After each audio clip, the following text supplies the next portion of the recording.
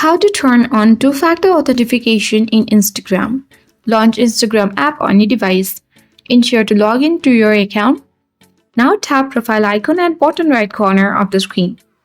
Tap three-line icon at top right corner of the screen and then select Account Center or at top of the screen.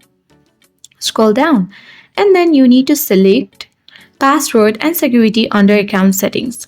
At the top under Login and Recovery, select Two-Factor Authentication and select your Instagram account. Now you need to choose your security method, either the authentication app or SMS or WhatsApp. Now tap the Next button and here enter your mobile number and then tap the Next button. Now enter the code by copying the code, paste here and then you need to tap the Next button. Now your two-factor authentication has been turned on successfully. Tap on the Done button and that is how we can easily turn on two-factor authentication on Instagram. I hope this video helped you. If you are new to our channel, hit the like button and subscribe for more tech and tips videos. Thank you for watching and see you in the next video.